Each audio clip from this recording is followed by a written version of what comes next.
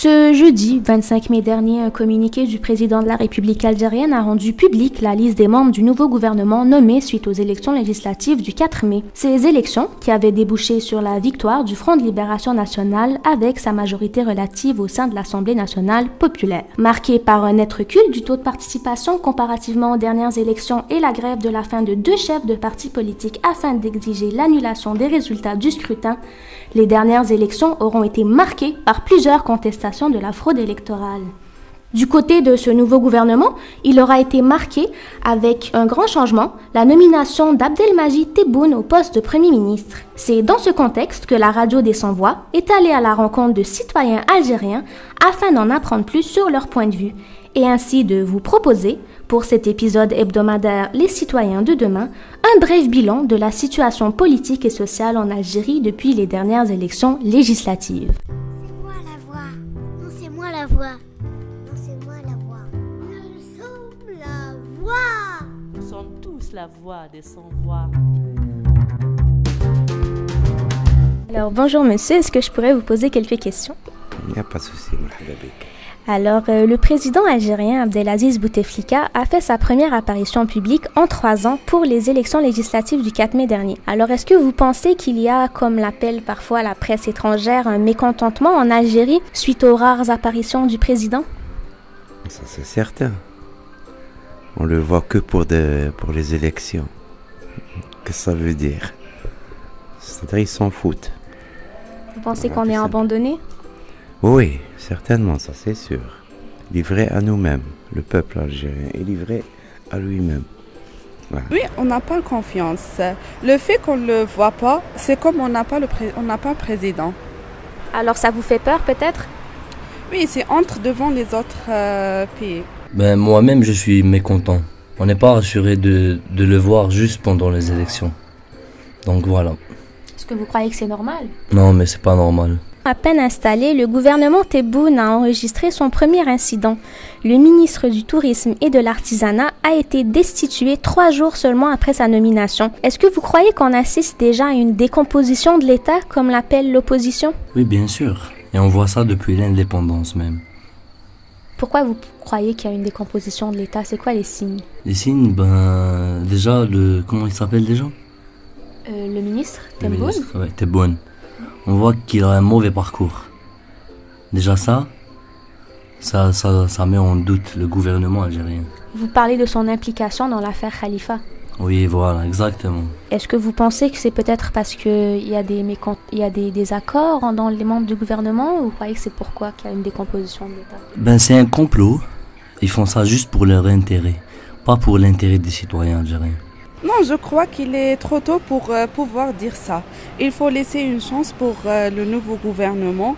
Ça ne fait quelques jours qu'il est nommé. Une vraie décomposition. C'est certain, c'est une honte. Hein? On se trouve du jour au lendemain avec un ministre, un pauvre con.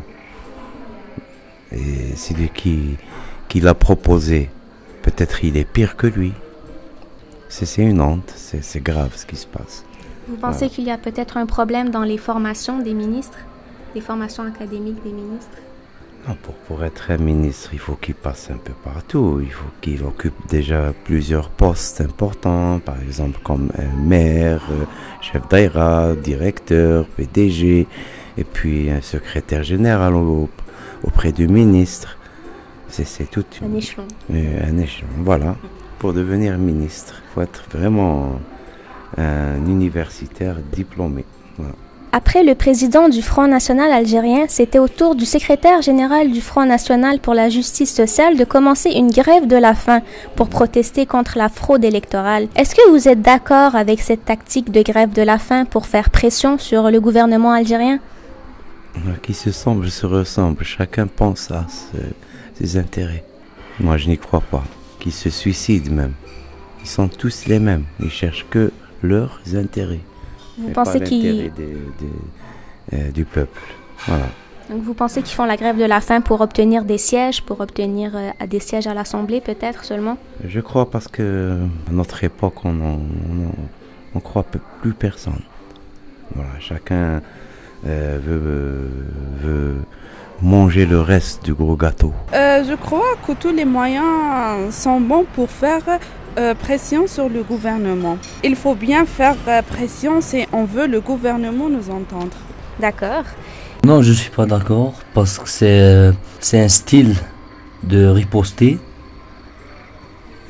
habitué par l'État algérien. Donc ils savent comment les contredire, comment les faire taire. C'est-à-dire que selon vous, pour faire pression, il faudrait un nouveau moyen, peut-être, quelque chose de plus nouveau? Oui, exactement.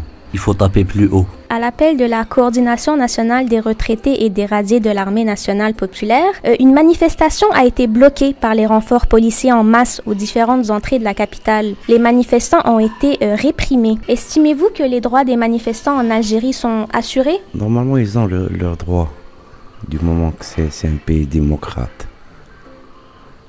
Mais là, je vois qu'ils bafouent les lois. Ils sont censés respecter les lois, mais ils ne le font pas. De participer à l'économie et au bien du pays. Mais malheureusement, on boucle les bouches. Non, je crois qu'il est risqué de manifester en Algérie. En attendant toujours des histoires sur les manifestants qui ont été frappés par la police. Est-ce que vous avez déjà entendu des histoires de manifestants qui ont été arrêtés, peut-être? Oui, toute la journée. Il arrête toute la journée au poste police. Après la fin de journée, il le libère. Non, ils sont ni respectés, ni rassurés. Normalement, on est un État démocratique. Donc là, on voit tout le contraire. Parce que dans la loi algérienne, c'est interdit d'arrêter une manifestation pacifique. Est-ce que, par exemple, vous vous sortiriez à l'aise d'aller manifester? Non, pas vraiment parce qu'on n'est pas en sécurité, parce qu'il y a eu des gens qui ont disparu. Par exemple, la décennie noire et tout. Donc, vous avez peur peut-être de vous faire frapper, de vous faire réprimer par les policiers, par l'armée, si vous manifestez? Non, j'ai pas peur. Ils ont peur. Et pour finir, est-ce que selon vous, le nouveau gouvernement de Tebboune est synonyme de changement en Algérie? Il n'y aura jamais de changement. On n'en croit plus. Vous pensez qu'il y a déjà trop de corruption dans les pouvoirs politiques? Trop. Les gens s'enrichissent du jour au lendemain. Malheureusement, le pays ne va plus. Rien ne va plus. D'accord, merci beaucoup. Je vous en prie, merci. Non, je pense pas parce que c'est la même chose. Rien, peut-être que ça va être pire, on sait pas. C'est comme ça. Peu d'optimisme? Zéro. Peut-être, je l'espère. J'ai pas beaucoup de confiance en Tebboune car j'ai entendu je ne sais pas, est-ce que c'est des rumeurs ou c'est vrai, qu'il était impliqué dans l'affaire de Khalifa, voilà. Mais on verra, Inch'Allah. Inch'Allah, merci, bonne fin de journée. Merci à vous aussi.